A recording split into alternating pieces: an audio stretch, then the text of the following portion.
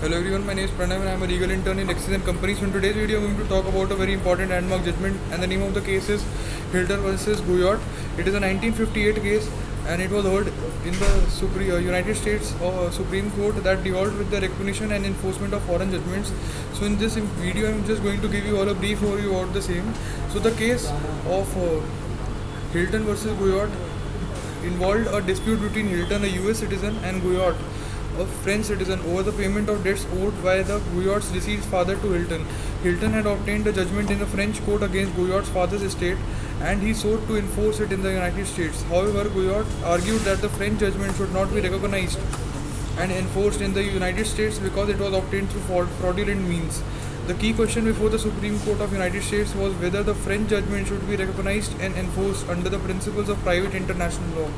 The court held that the French judgment should be recognized and enforced if it met the certain criteria, including being rendered by a court or competent jurisdictions and not obtained through fraud or coercion.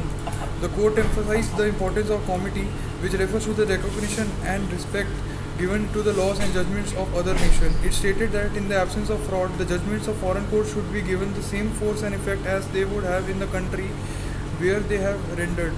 The court recognized that recognizing and enforcing foreign judgments is essential for maintaining good international relations and promoting legal certainty in international transactions.